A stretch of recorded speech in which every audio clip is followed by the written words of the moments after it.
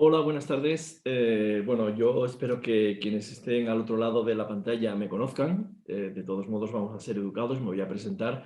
Soy Silverio Sáez, soy psicólogo, sexólogo, que junto con mi compañero Santiago Frago, médico sexólogo, somos quienes gestionamos la asesoría sexológica para mayores del Ayuntamiento de Zaragoza.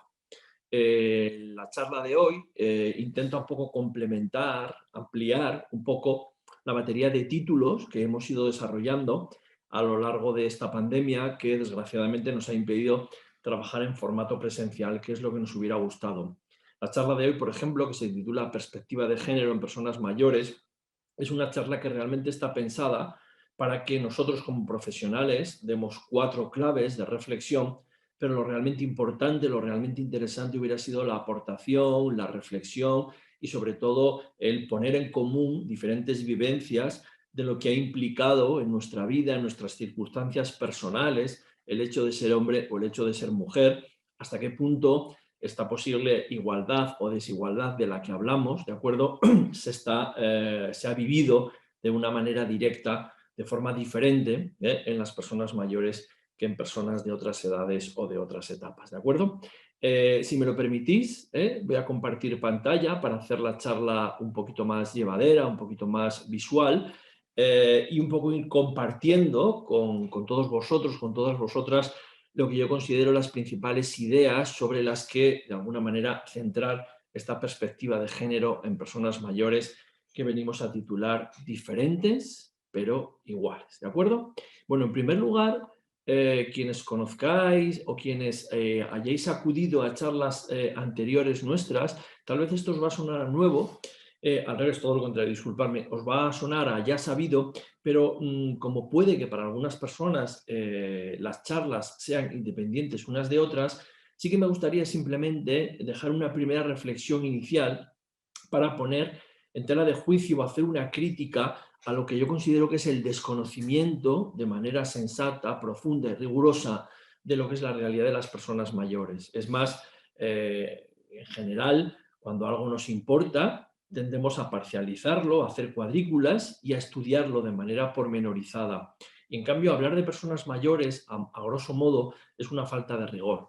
Afortunadamente, ya se empiezan a hablar de diferentes etapas, una primera etapa de 60 a 75 y una segunda etapa que nos hablaría de vejez avanzada. ¿Por qué? Porque seguramente no tiene nada que ver la vivencia, la salud, las circunstancias sociales de una persona de 65 a una persona de 80 años. Y en esta reflexión, dejar claro que tal vez no solo sea central o relevante los años que tenemos, la edad cronológica, sino la edad social. Yo siempre digo en mis charlas a las personas que acuden que piensen por un momento en una persona de 75 años en 1950 o una persona de 75 años en el 2021, que es cuando hacemos esta charla. ¿Quién de las dos sería socialmente más vieja? ¿De acuerdo? Pues seguramente la de 1950, porque digamos que la calidad de vida, el propio aspecto, las expectativas vitales han ido cambiando. Y luego tendríamos un tercer factor, que sería lo que llamaríamos esa edad fisiológica, ese nivel de salud, de bienestar que nos permite llevar una vida más saludable o llevar una vida más lúdica o tener más dificultades en lo referido a la salud, ¿de acuerdo? Es curioso porque una de las cuestiones importantes no solamente son esos criterios, diferentes tipos de edad, sino una cuestión central para la charla de hoy. ¿Supone lo mismo haber tenido una vida como hombre o como mujer y llegar a la etapa de ser mayor como hombre o como mujer? Seguramente nos vamos a encontrar con realidades distintas, con capacidades distintas, y no porque yo esté defendiendo desde un punto de vista científico que hombres y mujeres tengamos distintas capacidades, sino porque desgraciadamente a nivel educativo, a nivel psicológico, a nivel social, probablemente los hombres hayan tenido una serie de facetas, una serie de obligaciones y una serie de herramientas en las que se sienten más hábiles, y en cambio las mujeres habrán tenido otro tipo de trabajo, otro tipo de obligaciones, otro tipo de estilos de vida, ¿de acuerdo? Esto va a ser también importante en la vejez, en la etapa de las personas mayores, también si somos mayores en entorno rural o en entorno urbano, cuando hablamos también de perspectiva de género, hasta qué punto el hecho de ser hombre y mujer tiene condicionantes más marcados, más exigentes, más visibles en el ámbito rural o en el ámbito urbano, y luego otras cuestiones como serían estilos de personalidad. ¿De acuerdo? En primer lugar, ¿vale? Creo que sería interesante reflexionar sobre lo que fue nuestra anterior etapa en la asesoría sexológica. Y fijaros, es curioso porque hablando de sexualidad, que es nuestro trabajo, y relacionándolo con el hecho de ser hombre y mujer, que es el tema de la charla de hoy, en aquella primera experiencia nos dimos cuenta que tres de cada 4 usuarios eran hombres y solo una era mujer. Cuando, curiosamente, en la mayoría de las actividades, en otro tipo de charlas, en otro tipo de talleres, nos encontramos con que la mayoría de asistentes son mujeres y en menor medida son varones, ¿no? Entonces, empezamos a darle vuelta de por qué pasaba esto, por qué de alguna manera se rompía o era distinta esa tónica de mayor presencia de mujeres en nuestra asesoría.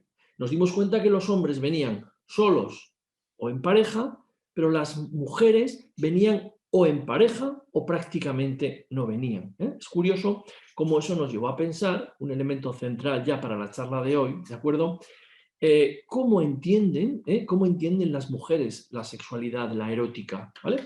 Y con esto no estamos diciendo que nos parezca bien ni mal, que lo queramos evitar, todo lo contrario, tenemos que adaptarnos a la realidad y a la vivencia de cada persona para serle útil, porque no se trata tanto de decir esto es adecuado, esto es inadecuado, las cosas deberían ser de otro modo, no, por ahí no vamos, sino cómo podemos ayudar en base a la vivencia. ¿Y con qué nos encontramos?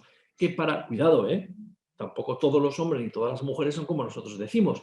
Estamos hablando de lo que son patrones, de lo que nos estamos encontrando más habitualmente en ellas y lo que nos estamos encontrando más habitualmente en ellos. ¿Con qué nos encontramos entonces? Que para ellas, para las mujeres, la erótica, la sexualidad, tiene sentido solamente si es un medio, si está al servicio de un fin mayor, que es el amor, el afecto, la intimidad. ¿De acuerdo? Por tanto, si recordáis, en la anterior etapa de la asesoría, ellas casi nunca venían solas, venían en pareja. ¿Qué nos están diciendo de manera implícita? La sexualidad como tal, ¿vale?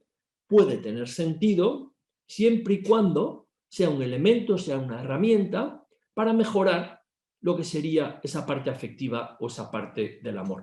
Aquí, desde luego, tendría que ver con muchos factores de orden cultural, cómo se ha asociado la sexualidad en las mujeres como solamente en pareja, el hecho de mostrarse asertivas las ponía en el disparadero de lo que era una moral que las ponía en cuestión, ¿vale? Es decir, hay razones más que fundadas para explicar esto, y a lo que le tendremos que dar una vuelta y sobre lo que podríamos debatir si tuviéramos la fortuna de estar trabajando en directo. Pero lo que tenemos que entender es que para una gran cantidad de mujeres la sexualidad es importante solo en tanto en cuanto, o nada menos, en tanto en cuanto sirva para un fin superior, que sería el amor, el afecto, la pareja. Por lo tanto, nos encontramos con una centralidad afectiva. Claro, ¿qué nos encontramos en ellos? En ellos, curiosamente, nos encontramos con algo distinto, y es que el amor está bien, no estoy diciendo que los hombres lo desconsideren, ¿de acuerdo?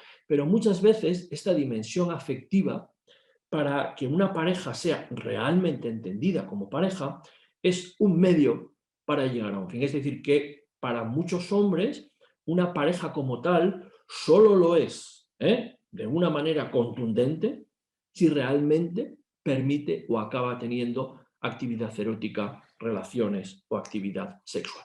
Con esto es con lo que nos hemos encontrado. Por eso los hombres venían también cuando tenían pareja, pero también venían a título individual cuando se encontraban en situaciones o en circunstancias en las que podían establecer o rehacer la pareja tras una viudedad, tras una ruptura o tras una separación, circunstancia, viudedad, ruptura o separación, en las que ellas no venían de una forma tan marcada como podían venir los hombres, como podían venir los varones, ¿de acuerdo? Y luego, otra cuestión, dentro de lo que es la actividad sexual propiamente dicha, es decir, los encuentros concretos, los hombres, le estaban dando mucha más importancia a qué estaba pasando con la actividad genital, ¿vale? De ahí que, por ejemplo, cuestiones como la disfunción eréctil afectan muchísimo a la autoestima de los varones y, en cambio, ellas, aunque no quiere decir que no le dieran importancia a esa genitalidad, ponían también en primer plano o le daban relevancia a cuestiones como las caricias, los abrazos, todo lo que sería toda esa intimidad. A los hombres a veces los mete en un gran peligro, y digo les mete en un gran peligro, esto es una opinión personal, porque cuando falla el buen funcionamiento genital, ellos, desgraciadamente, afectados por una autoestima en la que pareciera que su masculinidad ya no está al nivel que tendría que estar, abandonan lo que es otro tipo de contactos físicos, que a la larga es muy peligroso porque deteriora esa intimidad de la pareja. Muchas veces con ellos tenemos que intentar que entiendan que más allá de la dificultad que suponga que la genitalidad no funcione bien, que el pene no tenga erección, no por eso está todo perdido, no por eso puede haber otro tipo de actividades, con lo cual es curioso porque aquí hacemos una especie, y os lo contamos, no hay ningún tipo de trampa, ¿no? Pero nos gustaría que las mujeres le siguieran dando importancia al afecto como le dan, pero también a lo sexual, y nos gustaría que los hombres le siguieran dando importancia como le dan al ámbito genital, pero también al afectivo en el sentido físico, ¿vale? Con lo cual, aquí tenemos ya alguna diferencia que nos vamos encontrando en esto que llamamos sensibilidad de género, claves de igualdad, cosas distintas en la vivencia de ellos y en la vivencia de ellas, ¿de acuerdo? Por eso, cuando hablamos de nuestro trabajo, tenemos que decirles a las personas, cuidado, nuestro trabajo se dedica a la sexualidad, pero también al amor. Es decir, sexualidad, amor y pareja son distintos ingredientes para un mismo guiso. Entonces, aunque a lo mejor tal vez los intereses de ellos y de ellas pueden parecer diferentes, ¿vale? Desde nuestra asesoría os invitamos y os animamos a que utilicéis nuestros servicios siempre que creáis que vuestra queja tiene que ver con la sexualidad, tiene que ver con el amor, tiene que ver con la pareja. ¿De acuerdo? Y ahora lo que estamos haciendo es intentar valorar hasta qué punto el hecho de ser hombre o de ser mujer en la etapa en la que somos mayores se vive la sexualidad, el amor o las relaciones de pareja de una manera distinta o de una manera diferente. Fijaros, hay una charla que ya estará por ahí colgada, seguramente que nuestros amigos de la Oficina Técnica del Mayor lo han colgado, sobre viudedad. Hoy no nos vamos a detener mucho en ello porque hemos trabajado específicamente, pero simplemente dejar la reflexión de que los números nos están diciendo, nos están avisando con suficiente antelación que va a ser muy abundante el número de hombres y mujeres que van a quedar viudos cuando sean mayores. Esto supone un impacto afectivo que puede dejar secuelas. Bien, ¿cuál es nuestra reflexión? Una sociedad responsable, cuando es consciente de que algo va a generar dificultades o malestar entre sus ciudadanos, ¿de acuerdo? Busca herramientas, instituciones, programas para atenuar ese padecimiento y facilitar el bienestar. Por ejemplo, ¿no? Se trabaja con los adolescentes y su riesgo de tener embarazos no deseados, ¿de acuerdo? Se trabaja con los riesgos de accidentes de tráfico. Y mi pregunta sería, ¿se trabaja para que las personas mayores que desgraciadamente se van a ver afectadas por la viudedad puedan elaborar ese duelo de una manera saludable? Bien, ahí es donde realmente tendríamos que reflexionar. Y fijaros, dentro de esta viudedad, fijaros qué curioso este gráfico, es muy claro, la viudedad es algo que afecta de manera infinitamente más marcada a las mujeres que a los hombres. ¿Por qué? Porque los convencionalismos de la edad nos llevan a que ella suele tener una pareja, un marido, un cónyuge, 4, 5, 6, bueno, entre 2 y 8 años mayor que ella. ¿Vale? La esperanza de vida de ellas es superior a la de ellos, con lo cual siento ser cruel, pero aquí los números no engañan. Es muy probable que, por término medio, una mujer se tenga que enfrentar a lo largo de su existencia a una década de viudedad. Bien, si esto lo reflexionamos previamente, ¿vale? Aplicaremos las medidas necesarias para que esta viudedad como tal no dificulte o dificulte lo menos posible la evolución de la persona de manera equilibrada. ¿De acuerdo? Por eso es muy importante que le demos relevancia a los números para entenderlos. Hay una gran cantidad de hombres y de mujeres viudos, pero hay muchas más mujeres que hombres que están viudos en esta edad. ¿De acuerdo? Bien, otra cuestión es cómo se supera por sexo. Es curioso, ¿cómo se supera por sexo? Muchas veces cuando se habla de perspectiva de género, parece que vamos a poner la lupa siempre en las implicaciones negativas que conlleva el hecho de ser mujer. Yo creo que no, sino que tenemos que poner la lupa en qué se afronta, qué se maneja, qué se vive, qué se digiere de manera distinta por el hecho de ser hombre o por el hecho de ser mujer. Y hay una cosa curiosa. Claro, si estuviera aquí delante os diría, ¿quién creéis que supera mejor el impacto, desgraciadamente, traumático de una viudedad? ¿Vale?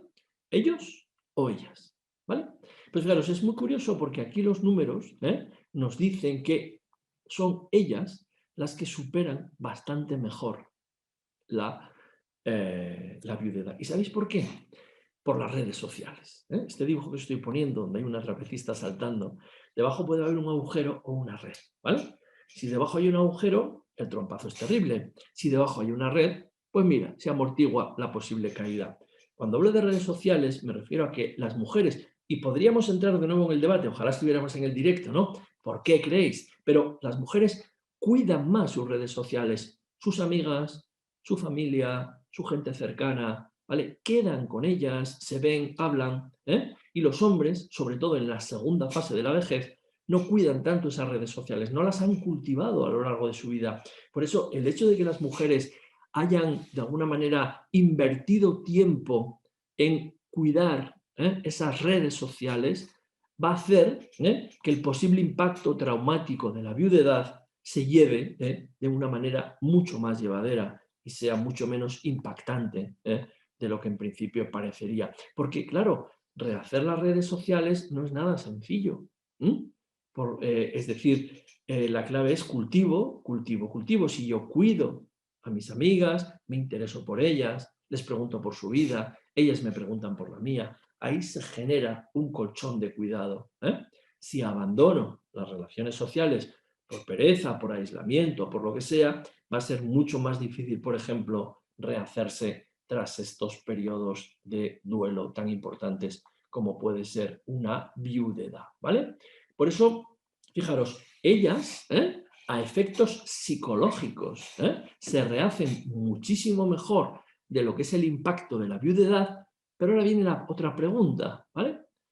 ¿Quién creéis que rehace mejor la posibilidad de volver a tener pareja tras una viudedad siendo mayor? Pues fijaros, aquí tenemos una trampa. Y cuando digo una trampa es porque, desgraciadamente, lo que os decía antes, parece que el patrón, el estilo es que ella tenga que ser más joven que él.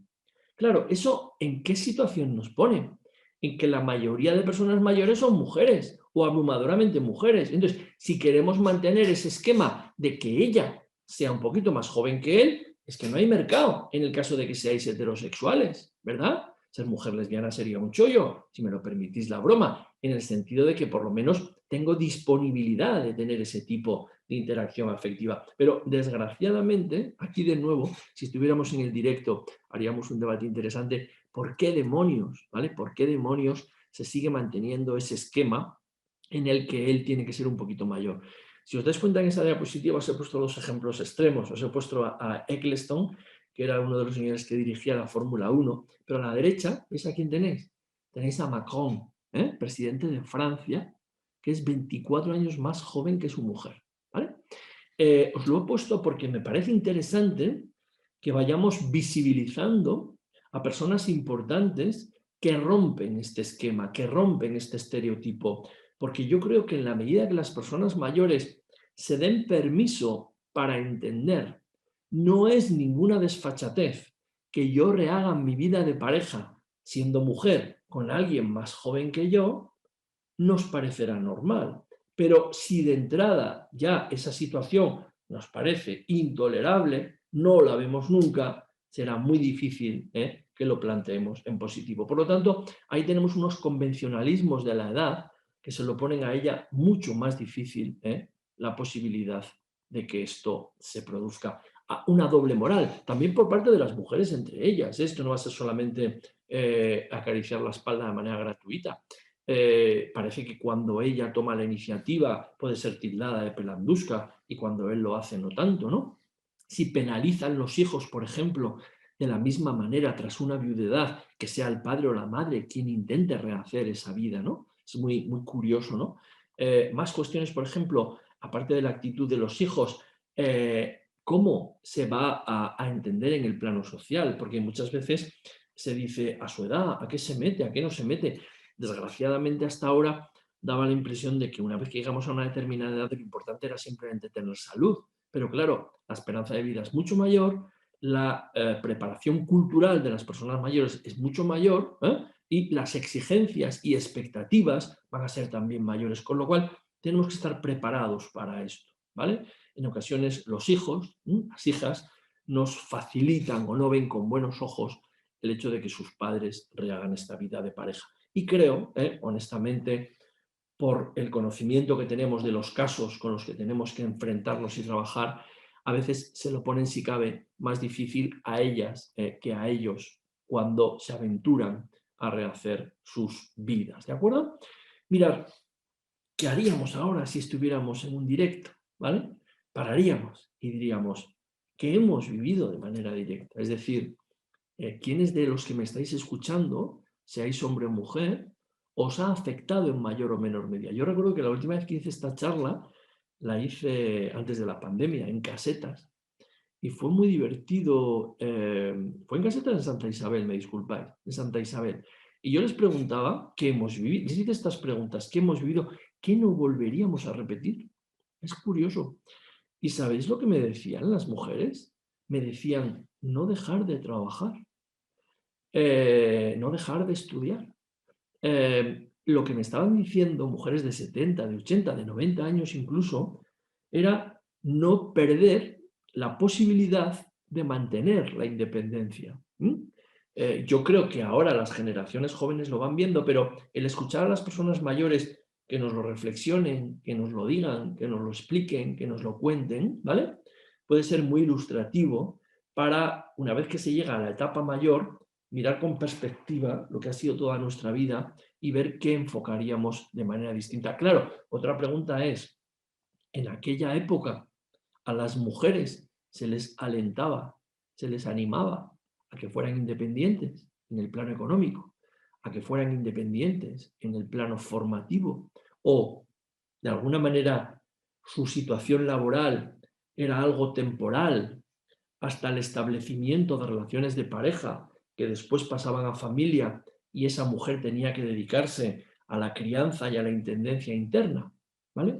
Claro, con esas expectativas por delante, muchas familias no acababan de estimular como debieran a esas mujeres, o se estimulaba de manera diferente a hombres y a mujeres. Y luego otra cuestión que me decían algunas mujeres con las que me reí mucho, y es que lo harían de otro modo para poder disponer de una cierta libertad que no es que su pareja se la negaba, pero que no, ella misma no se daba ese permiso de disponer de tiempo para tener sus contactos, sus relaciones, sus amigas, sus hobbies, al margen de lo que fuera la relación de pareja o al margen de lo que fuera la crianza de los hijos. Aquí tenemos un elemento también importante sobre el que reflexionar. Y luego esta pregunta, porque a mí me interesa siempre trabajar en positivo, ¿no? Si estuviéramos en un directo, ¿qué nos gusta? ¿Qué nos gusta de ser hombre? ¿Qué nos gusta de ser mujer? ¿Qué creemos que hay de positivo en las identidades, ¿no? en las que vivimos? ¿No? No todo tiene por qué ser interpretado de una manera negativa, sino, bueno, ver cuáles son esos valores. Recuerdo que en aquella charla las mujeres hablaban de emocionalidad, de la seguridad que les proporcionaba él.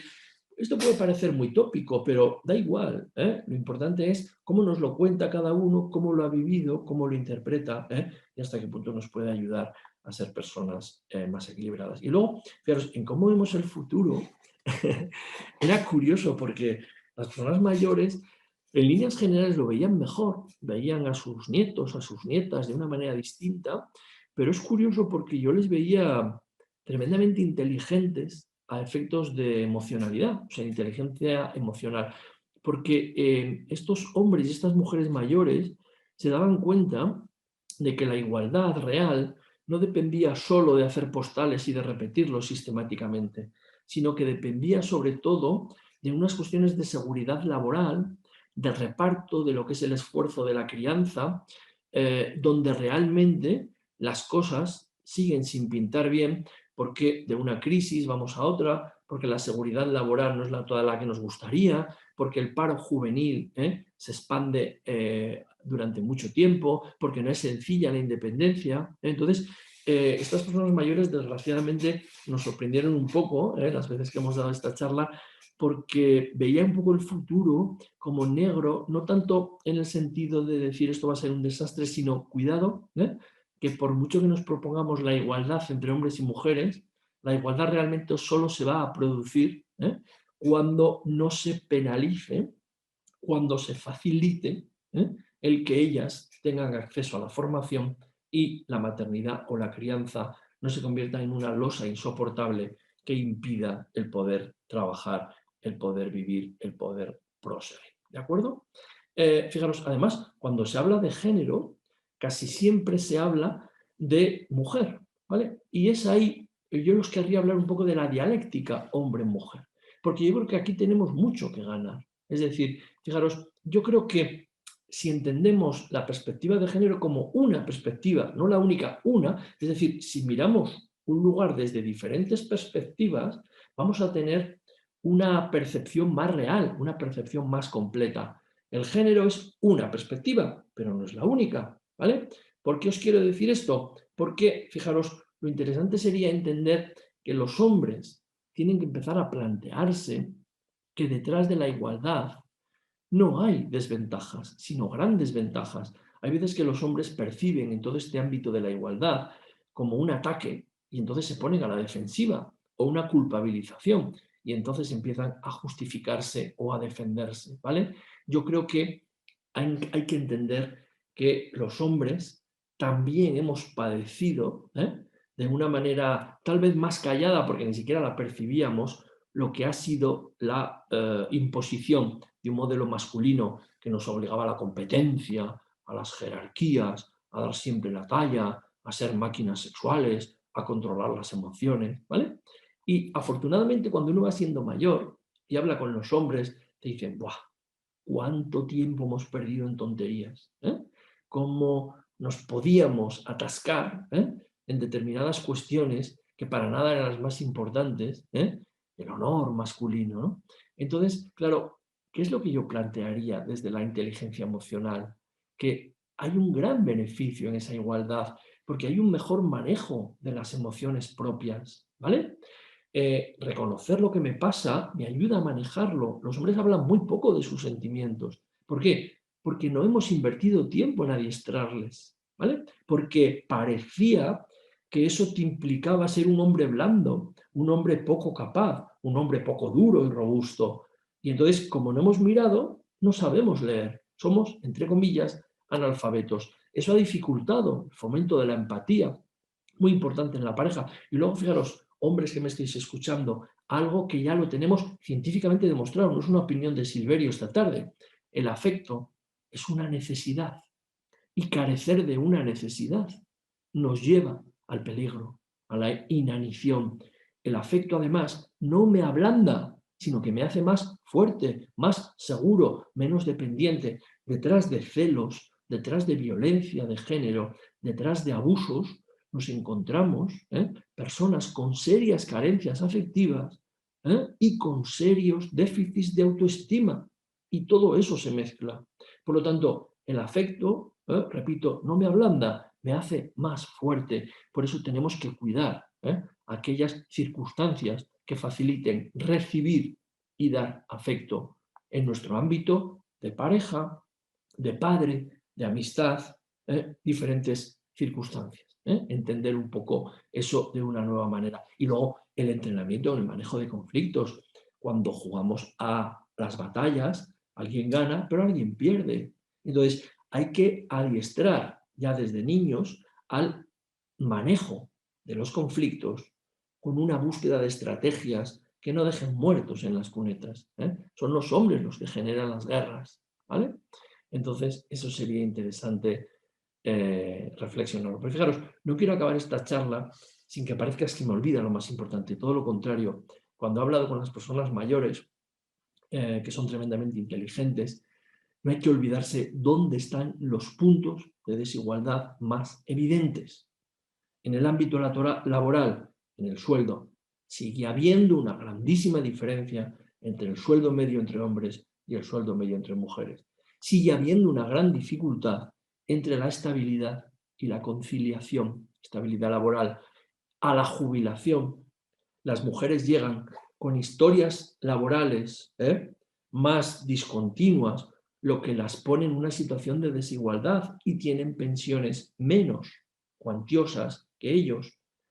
Por lo tanto, tendríamos que reflexionar sobre si el modo y la manera de computar las pensiones lleva implícita, de alguna manera, una especie de desconsideración o de trampa a lo que ha sido el estilo de vida, entre comillas, a veces obligado, de muchas mujeres. ¿Con qué nos encontramos en el ámbito doméstico y familiar? Los principales núcleos de desigualdad: tareas domésticas, atención a los hijos, ¿vale? Priorización de los tiempos, ¿vale? ¿Hacemos las mismas tareas domésticas? ¿Atendemos igual a los hijos? ¿Priorizamos los tiempos? Es decir, ellos y ellas tienen el mismo tiempo para uno mismo, o de alguna manera se está priorizando de manera diferente, ¿de acuerdo? Y por último, en el mundo social, la política, el poder, la dirección, la maternidad. Y cuidado, que nadie me malinterprete, la maternidad como lastre no por el hecho de ser madre o padre, sino porque no tenemos o deberíamos mejorar en las normativas y garantías que permitieran que por el hecho de ser madre, la vida laboral no se viera comprometida de una forma tan brusca, tan exagerada como se compromete hasta ahora. ¿De acuerdo? Para ser online creo que es suficiente, no me gustan las charlas largas. Esto más que una charla me hubiera gustado que hubiera sido un taller para poder hablar, pero bueno, si por lo menos os ha servido para reflexionar un poco, cambiar ideas y si podemos sacar algo en claro, pues fenomenal.